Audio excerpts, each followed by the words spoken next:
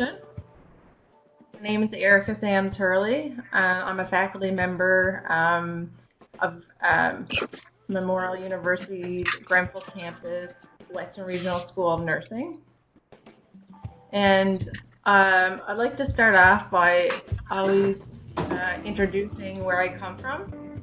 So my background stems, my Indigenous background from my more so from my grandfather's side.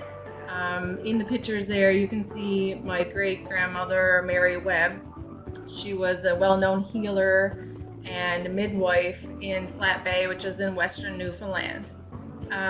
She was well known for being able to speak 4 different languages, including Mi'kmaq, Gaelic, French, and English. My grandmother had a big influence on my grandfather, who was very involved in the culture and passed on a lot to us.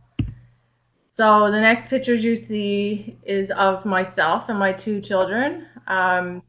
We're still very connected. I was brought up in a very cultural, traditional family, instilling a lot of values and beliefs and traditions of Mi'kmaq people and our culture, our nation. So a little bit of myself is that I have been an Indigenous student through university, and now I've come back as a faculty member, so I'm offering that perspective as I go through this presentation. And one thing I always say when I do presentations is that I am lucky enough to have some knowledge to be able to share from my Mi'kmaq perspective. However, I don't know it all, and I don't know everything Indigenous. I can try to help out and answer questions the best way I know how. And sometimes I just don't know the answers. So I'll do my best to guide the conversation today.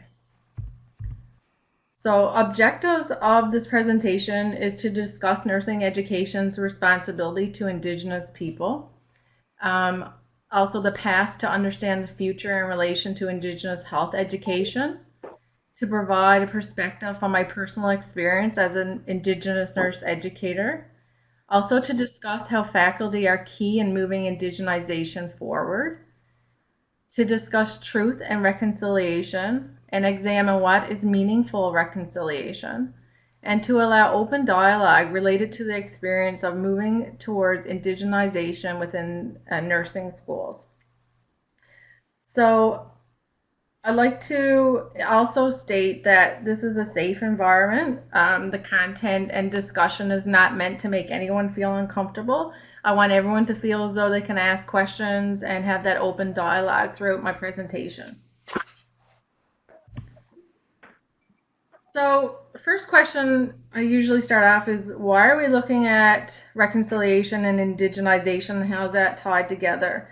So I'd like to start off by discussing the United Nations Declaration on the Rights of Indigenous People, which was come out in 2007. One of these points that came out in the declaration was Indigenous people have the right to their traditional medicines and to maintain their health practices, including the conservation of their vital medical plants, animals, and minerals. Indigenous individuals also have the right to access without any discrimination to all social and health services. So that says a lot there in the declaration, but we move on to the 2009 Truth and Reconciliation Commission of Canada, where they began a multi-year process to listen to survivors, communities, and people affected by residential schools in Canada. So this report came out with 94 calls to actions, making Canadians accountable and specifically also institutions accountable. It called for more education on the actual history of Aboriginal or Indigenous people in Canada, for people to become more aware, and for education to increase within the university systems. One thing I like to highlight when I talk about the calls to action is that the calls are very interconnected to health and wellness of Indigenous people. Specifically, you can't talk just about housing alone, or we can't talk about environment. As nurses, we know that these are all impacting or parts of the social determinants of health, which impact the overall wellness of an individual. So many of these calls are interconnected, and this has led to discussion about the history of Indigenous people and the impacts of colonization that it has had and it is having on all areas of health for Indigenous people. One call that gets highlighted when we're talking about nursing particularly is call number 4.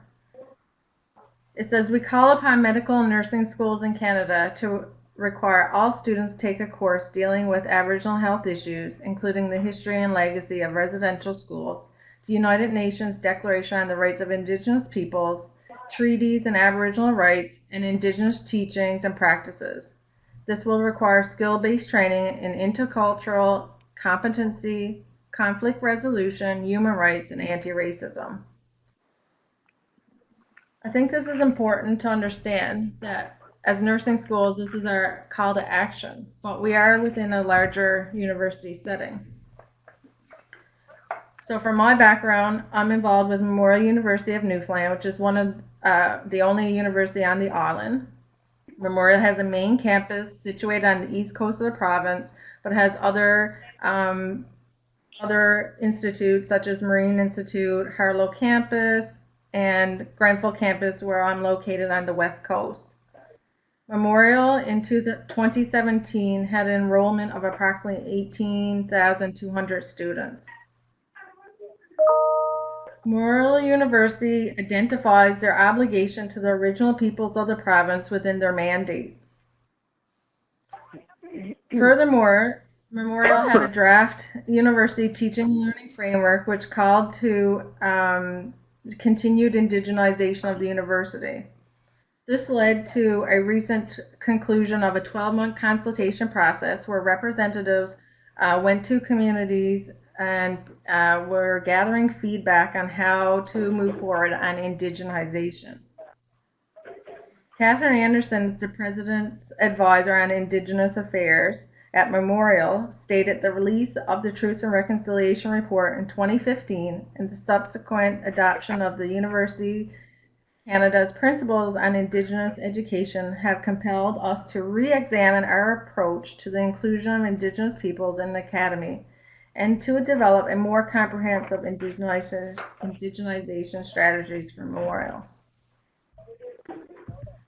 Specifically within nursing and Indigenous people, 2015 there was a document created in collaboration between CNA and Canadian Indigenous Nursing Association called the Aboriginal Health, Nursing and Aboriginal Health Charting Policy Direction for Nursing in Canada.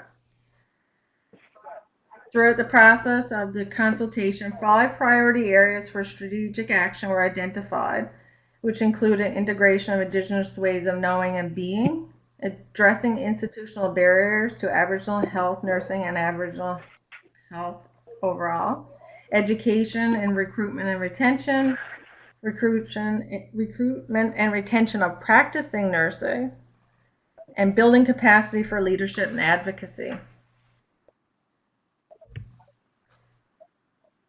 So within Memorial, our 3 schools of nursing are Memorial University of Newfoundland's Faculty of Nursing, Western Regional School of Nursing, and the Center of Nursing Studies. Each of our schools are collaboratively working together to include Indigenous content. Previously, the schools were doing our own individual things to include Indigenous content. We've moved towards indigenization, which all the talk of indigenization in the Academy led me to present to faculty on various issues related to Indigenous people. Around the same time, we were going through curriculum revision, where I became a member of that revision committee, and I offered Indigenous voice and perspective on indigenization and decolonization of curriculum. So our faculty started to begin the exploration of what reconciliation through decolonization and indigenization meant. We explore why you cannot indigenize without talking about decolonizing. So exploring what that meant, we can look at 3 overall goals identified for indigenization, including empowering Indigenous self-determination, address colonization, and reconcile systemic and social inequalities between Indigenous and non-Indigenous Canadians, and the meaningful inclusion of Indigenous knowledges in the everyday fabric of the institution, from policies to practices across all levels. It also is allowing alternative philosophies into pedagogical conversation in a meaningful, reciprocal, respectful, and ongoing fashion. So, truth and reconciliation. You cannot have reconciliation without truth. Truth includes talking about racism that exists, talking about stereotypical comments, talking about the past and how it currently has impacted the health status of Indigenous people. Reconciliation is meaningful actions. It's not just stating that, oh, we'd love to do these things, but there's no funding. It's about being creative, discussing what does not work, and how can we make things work. It requires commitment on both parties, which is Indigenous and non-Indigenous people, because Indigenous people cannot do the work all on their own. It cannot be solely Indigenous-led, and it takes a true collaboration. Reconciliation takes time. If it is rushed, there will be failure, and you cannot want to create something and implement it in a hurried fashion. Work with Indigenous people takes time because we have to rebuild those relationships that have been struggling for a number of years. So trust has been broken, and the building of the relationship has to have a lot of effort from non-Indigenous individuals. I'd just like to highlight the picture down bottom is our nursing school participating in Orange Shirt Day. And we have faculty and students there. Because we have to wonder, how are we going to complete truth and reconciliation within nursing? How do we move forward? And we understand that there's colonial impacts in like the physical structures of the university, policy procedures, which sometimes slow down things or hinder progress. But while we recognize that, nursing also recognizes that we can move forward in different ways. We understand that not all faculties are at the same points, but there's ways that we can continue forward. We must look at what has been done in the past to understand how can we move forward. So understanding that the conversation of Indigenous people should not start with the presence or when settlers arrived. Really, the conversation starts before then, because we all understand that Indigenous people were healthy, thriving networks of communities that functioned before then. But as history unfolds with colonization, we understand that the impacts from residential schools, the creation of the Indian Act, reservations, forced sterilizations, Indian hospitals, and so on, have impacted Indigenous people. And it's important to discuss this. Some of the challenges and issues for Indigenous students and faculty stem from societal context, where the history of Indigenous people within Canada was not fully discussed, known, or talked about. Educators have a responsibility to know the history of Indigenous people and the true history. So what is the Indigenous perspective? It's also important to understand that not all Indigenous people will have the same lived experience or stories. Therefore, that's important when discussing Indigenous perspectives, having input, and so on. The other thing is that we want to highlight the resistance and resilience of Indigenous people. And that's very important as we move forward. Because it's led me now to discuss how important it is to understand what reconciliation is not. We have to understand that to decrease the risk of harm to Indigenous people, often unintentional, but once we talk about these things and they are highlighted, an individual can no longer say, well, I did not know that. I did not know that was harmful. I did not know I shouldn't say that. So we have to move forward and understand that reconciliation is about teaching for and with Indigenous and non-Indigenous students. Particularly how we respond to sensitive topics and conversation is really important. If comments are made within the classroom, dismissing or not addressing those stereotypical, harmful comments, it can cause a lot of harm and uncomfortable situations for faculty and students.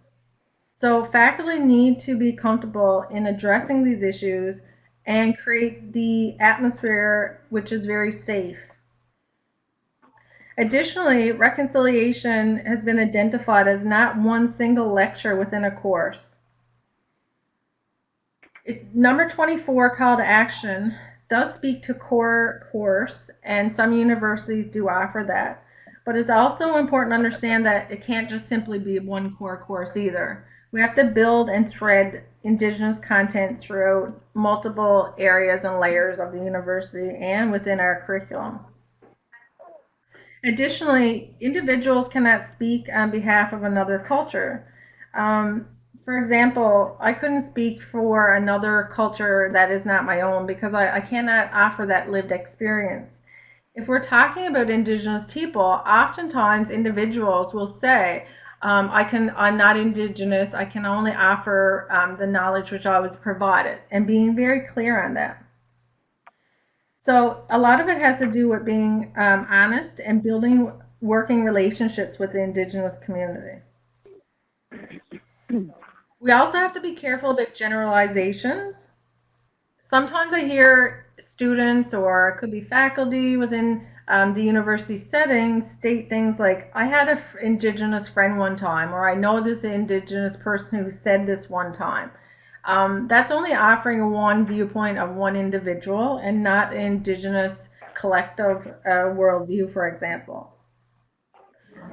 Also, sometimes when an Indigenous person is asked to speak about an Indigenous issue and the answer is not really taken well or well received, sometimes it is turned onto Indigenous people as, oh, that's your thoughts, instead of taking it as Indigenous perspective and that we're offering this from our experiences and not on an individual level. So it's not my personal thought or opinion, but sometimes it can be portrayed that way. Creation without collaboration. So if we're including Indigenous content, we really need Indigenous feedback and input. Again, unintentionally sometimes, trying to create things within, say, curriculum, and we're trying to do it in a good way, but if you just don't have that Indigenous lens, it can come across as being inaccurate or incomplete. Again, about rushing forward, we have to take our time in this. So sometimes we want to push forward in projects. It can be research, for example, and we have to step back. We have to build those relationships and do it in a good way. Be careful of tokenizing. So I use an example of creating a space for Indigenous person at the table, but not really letting them speak. So real reconciliation is about creating that space at the table and actually having a voice that is meaningful to the conversation.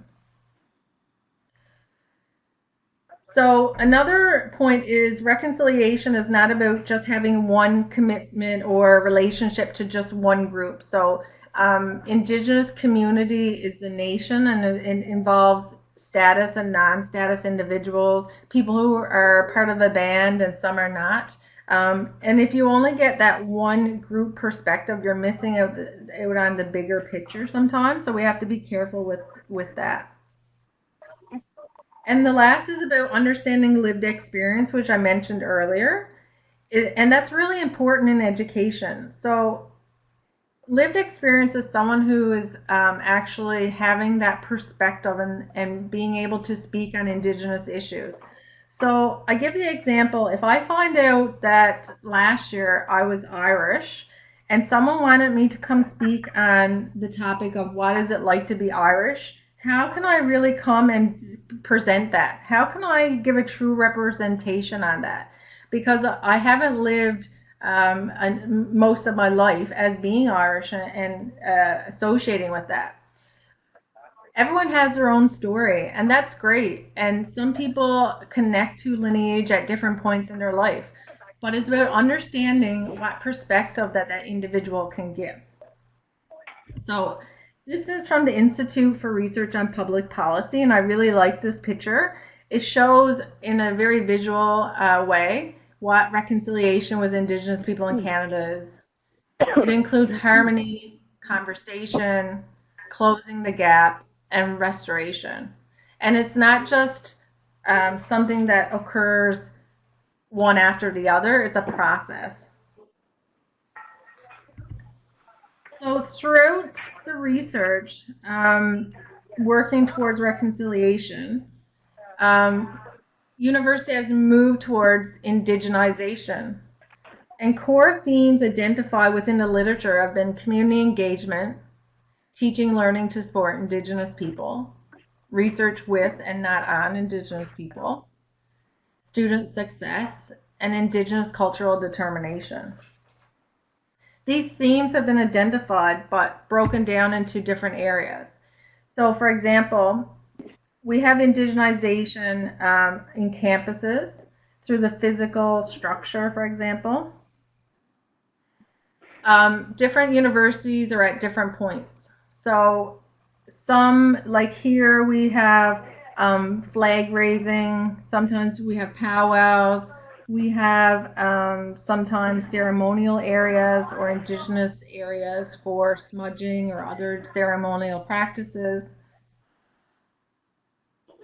Within nursing, for example, here we've identified incorporating Indigenous language on posters, for example, putting artwork around, and participating in events to show the physical collaboration of students and faculty on Indigenous issues, such as Murdered and Missing Indigenous Women and Girls event, and also about Rocking Your Mocks that occur in Orange Shirt Day. It also moves into programs, so including Indigenous speakers and lecturers, having Aboriginal specific courses, threading through the whole curriculum and mapping that out, incorporating Indigenous ways of knowing and valuing oral history and traditions. So nursing, for example, has incorporated in some courses the option of giving written or oral reflections and having that assessment. So that opens up to different ways of knowing and learning. Also, we're engaging more with Indigenous communities, inviting more guest speakers. We're having Indigenous feedback on Indigenous content. And we're also trying to map and thread content through all the curriculum. This is an example of Vancouver Island University. and their plans on indigenization of curriculum, and it just identifies how they've mapped out specific courses that have Indigenous content. And the next area is research. So it's really important, again, that relationships are built in a good way and they have true collaboration, and that we have looking at research differently through an Indigenous lens. And this has been important, and particularly in areas such as CIHR and SPORE, where they offer funding for Indigenous research. So it's about understanding and valuing research differently, and that Indigenous people have researched for thousands of years. It's just been different than the westernized method. So how do we move towards reconciliation? So I get asked a lot, like, how do we reconcile? And basically, it's going to be ongoing.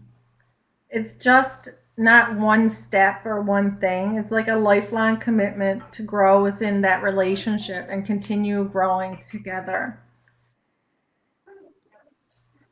It includes understanding reconciliation in terms of moving beyond educating on just crisis interventions. So we've had taken the approach to move towards more strength-based.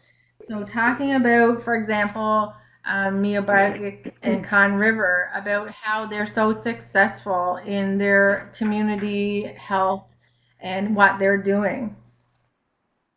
It's about breaking down those systemic power relations and incorporating Indigenous views. Another example is like incorporating, we've done land acknowledgements and understanding why they're being done. That's really important. Not just doing them, but actually understanding why and who does them. Another way to moving towards reconciliation, we've looked at different approaches, such as two-eyed seeing. With reconciliation, Indigenous leaders and having Indigenous people involved is really important.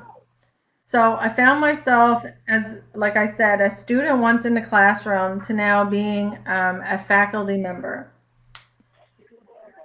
I began offering to do various presentations with the faculty, and I think this is really key to have a lot of education and engagement with all our faculty. But note that not all Indigenous people are going to be really comfortable doing that. So it depends on the individual. So leaders moving forward are going to be key, including being on various committees at different levels of the university. So being able to be on different university committees and bring that education, that information back to the nursing school as well is really important. Indigenous leaders can also connect faculty to community members. For example, I've done a number of connections within the community of people who can come in and give guest lectures or be on panels and those types of things.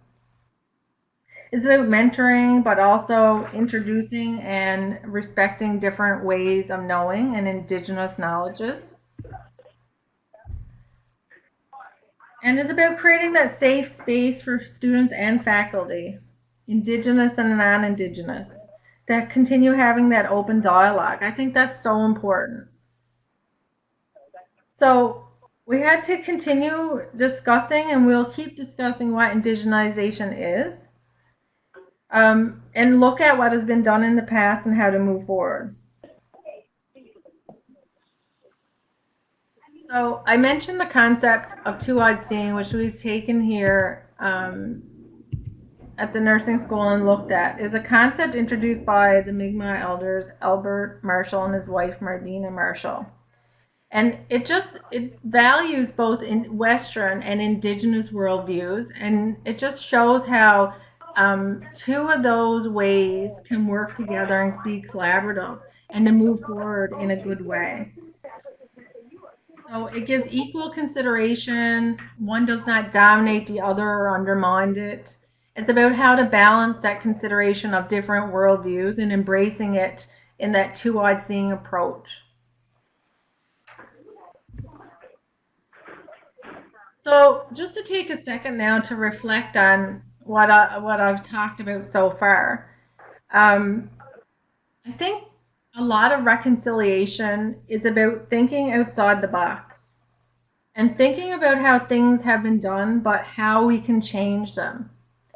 Just because things have been done a certain way in the past, and often through that Western lens, it doesn't mean that that's the only way to do things. It's about looking at things differently and getting that Indigenous perspective.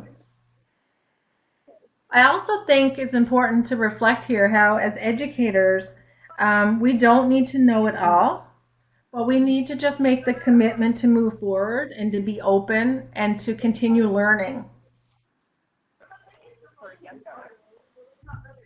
So that brings me to reflect more on my experience here at the schools within Memorial. We've moved to a concept-based teaching and learning approach. So there's various strategies that we've implemented within the classroom.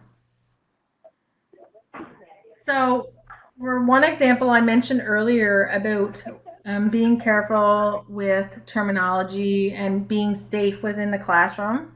So even changing our language of using the term vulnerable. I know that an Indigenous student a couple of years ago wrote an article about how she felt Indigenous people were not vulnerable. That she offered her perspective about how resilient we are, about using different terms. So I'll usually use words more like they're at increased risk, or they have a risk of, and I exclude that term vulnerable based on her perspective, and her name was Bethany Barnier. So we've incorporated things such as a blanket exercise, panel discussions, case studies. So a case study, for example, could be looking at existing health policy, examining it, and wondering how that impacts Indigenous people. How could that policy be changed and made more inclusive of Indigenous ways in health, for example? Videos, but thinking about videos as in terms of if a guest lecturer, Indigenous individual, cannot be there physically, maybe they would opt to have a video taken that you could display that in class. Visual storytelling is another way.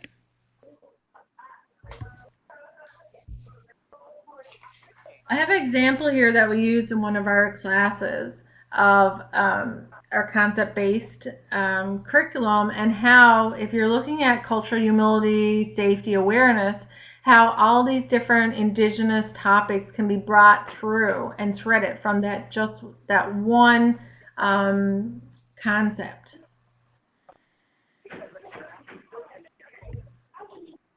But then I kind of stepped back and said, we could even offer a future concept or way of thinking about Indigenous people as we move forward as a concept in itself, and then how all these other different concepts can be threaded through.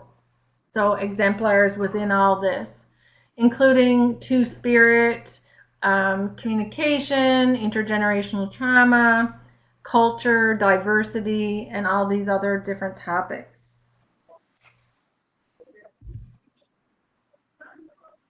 So this is just an example of the blanket exercise and how individuals, students, and faculty have been involved. And this is an example of visual storytelling. This is a video that we show that's online, but also thinking about how can we get students to create a visual storytelling board on their own within the classroom. And that has been really, really important because everyone learns differently. And for example, we've introduced art within some of the courses as well. And then how does that art tell the story, or give that perspective. Another thing we've done is about changing the narrative. So I talked about this earlier with reconciliation. So we've seen questions over the years that, for example, Mr. John, a 71-year-old Indigenous man who is admitted for liver cirrhosis. Mr. John drinks heavily and smokes 3 packs of cigarettes a week. So we've started removing those things because why do we have to state he's Indigenous? Including that just adds to stereotypes of Indigenous people.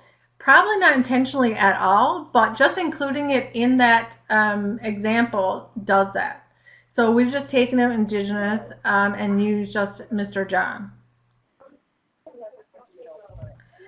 Another thing we've done is that we've incorporated involving case studies. A client is introduced and each week focuses on different aspects of health and care and well-being.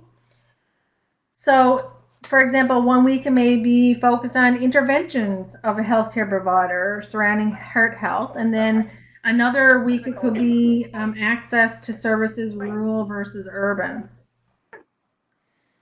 So this is just, I took what we used in our classrooms and I've just changed it. I've just adapted it for this presentation.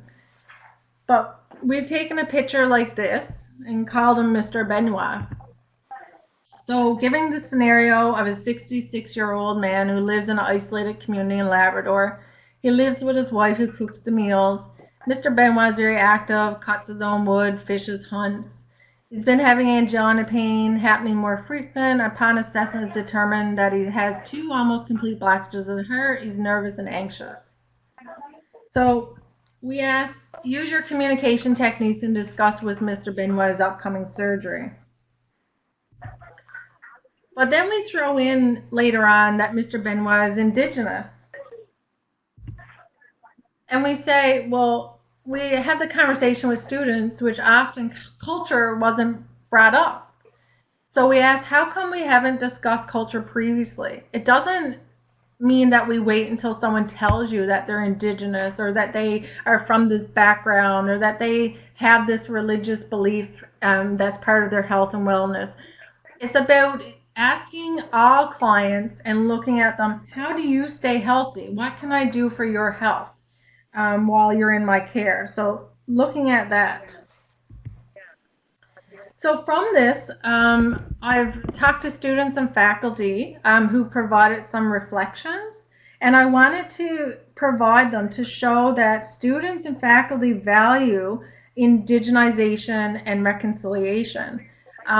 Now, some of these statements include things about myself, but overall, I think it demonstrates the value that they've placed on it. So, for example, there's so much value in learning about Indigenous people and experiences in the nursing curriculum. Another one talks about the blanket exercise, opening their eyes to issues that they never knew existed. Hearing about a personal story and dealing with your healthcare provider made me realize how real it is this day and age. Aboriginal people still face discrimination in the healthcare system. So I, from my perspective as an Indigenous person, went into the class and spoke about a discriminatory event that happened to me personally. So they really took that to heart. Another one is that learning about experiences of Indigenous people, students are better equipped to ask the why questions and look at the root cause, which is so great that students are starting to think that way. Also, as an instructor, you try to teach students who were deprived of the information of most of our young years. We never knew that what residential schools were until I heard you in your class.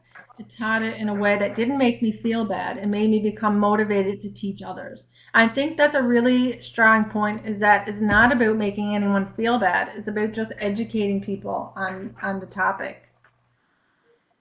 And a couple other reflections just about being prepared or preparing students to gain a deeper understanding of theory and practice of Indigenous knowledge and implications for today's nursing healthcare environment, but reflecting and improving our own teaching through knowledge and cultural humility.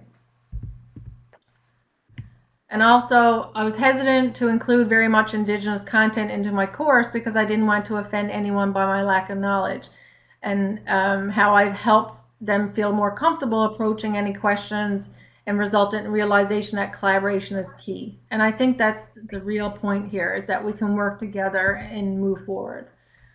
So in nursing reconciliation, what I wanted to leave with is that there will be bumps along the way. That's part of any change and within any processes. As long as individuals are honest and open, what they know and what they don't know, and we work together, it's going to be really good. It's about being allies, but not allowing individuals to take up Indigenous space. It's still about allowing Indigenous people to have their voice. We need buy-in from all faculty and educators and people within the academy. Understanding that reconciliation is not just a tick in the box, it's about moving forward and growing in that relationship. And it's about keeping caring first. That's what I say, is that as long as we do it in a meaningful, caring way, and that there are meaningful actions at the forefront of reconciliation, that we can't go wrong.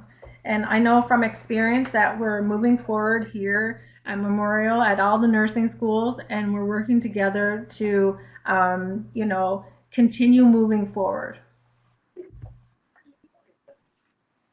So that's the end of my presentation. I'm open for questions and discussion if anyone has any.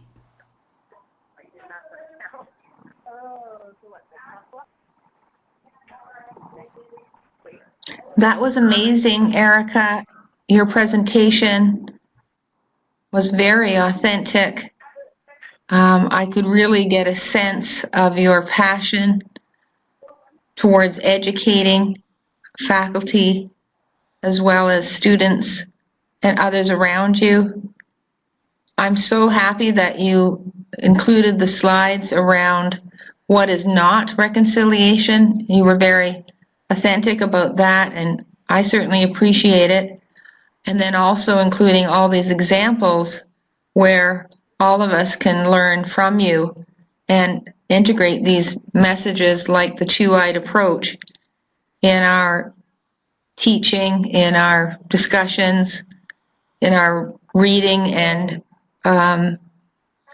in our taking that reading and integrating it into ourselves. I'm not sure, I can't express what I'm trying to say here, but really being authentic ourselves about this. So I really appreciate those slides. Oh, thank you very much. And I think your words just kind of captured it, is that we have to look at ourselves individually and to move forward in our teaching of our students, and to do that in a good way.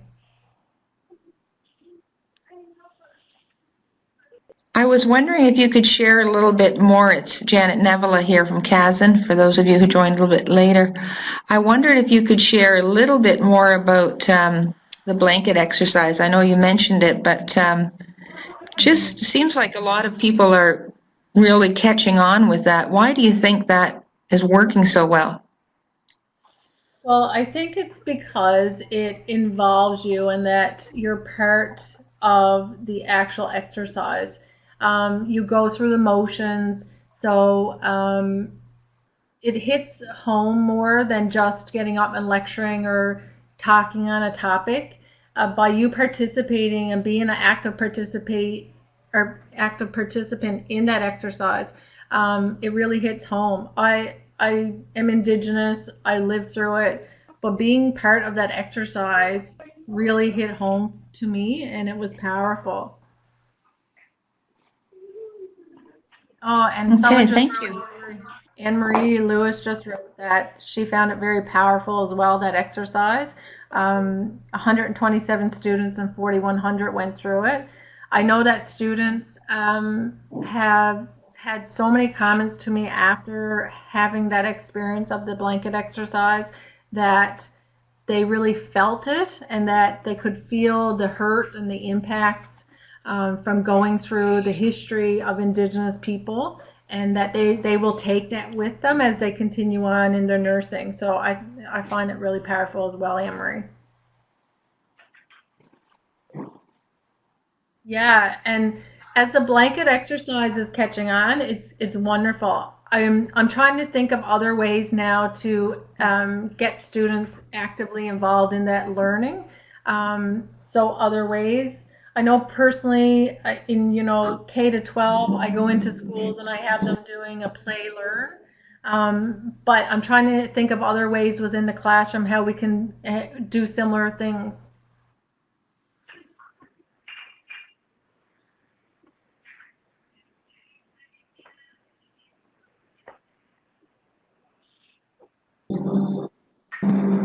Okay, are there any other questions from the group? I don't see anything else being typed in. Oh, Lisa's typing. I'll just wait for one moment. Comments or anyone want to share anything? Questions?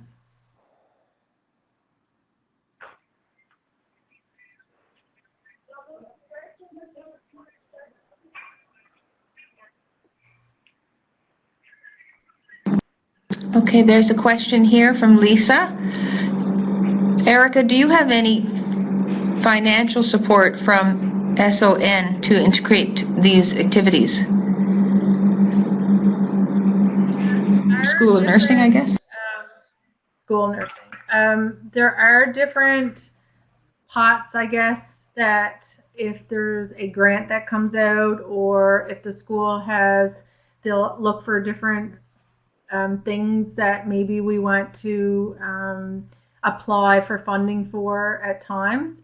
Sometimes we don't have funding for these initiatives, unfortunately.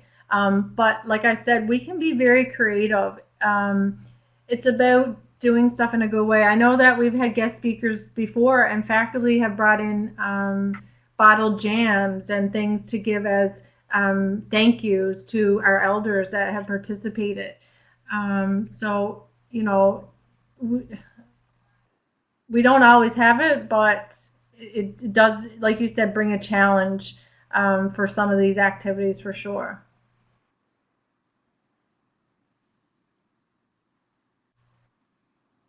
I think that's part of the academy and the whole university moving forward too with indigenization, and that different universities are at different stages as well.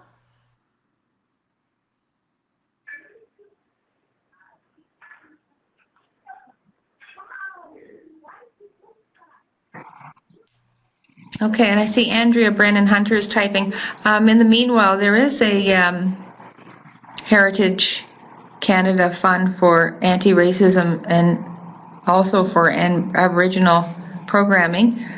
You definitely have to be qualify or be doing some activities that do work towards specific criteria, but it is something for everybody to check out, as it is a Government of Canada funding, Canadian Heritage Department. And it's online. It's open till December 17th. And I do know also that a lot of community groups are doing a lot with their own grant writing and proposal writing, and that is about collaborating sometimes with these groups that are already existing and approaching them and saying, here at the nursing school, we'd love to do some work around, reconciliation. Can we work together on a proposal? That may work as well. It really comes down to that relationship. So Andrea Brennan Hunter, thank you very much. Colonization is very deep, and it still impacts all layers within the university, and we are just scratching the surface. And I think that the more we talk about it and that people call it out, that things will change more. It has to come from that relationship and that collaboration between Indigenous and non-Indigenous individuals. I think the goals for the nursing program moving forward is to continue in supporting individuals in their learning, also introducing them maybe to different things, activities that are out there, collaborating together on different initiatives. I think the steps are just take one step at a time as long as we're doing it together. And I think it'll go, like I said, it won't happen overnight, but we'll get there. Okay, thank you so much. You're very positive, Erica, and that really shines through. So we really appreciate that. All of the participants that I'm speaking for on the phone, there's about over 30 participants at one point, and we had about 50 that registered, so those that didn't make it will likely join on the YouTube channel, and I will be sending out the link to everyone. So again, thank you so much, Erica. I also will send an evaluation to all the participants so we can get a sense of your needs, what you liked about the presentation, what you would like to see in the future. And thank you to the participants for joining us for the first session of the TRC webinar series. Have a wonderful day. Thank you. You're getting some thank yous there, Erica.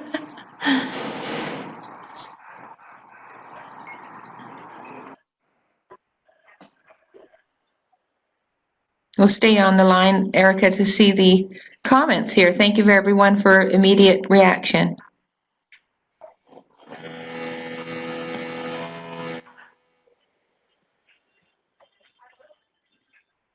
And I'll close off the meeting, Erica. I'll be in touch by email. Thank you again. Have a wonderful day. And I love the presentation.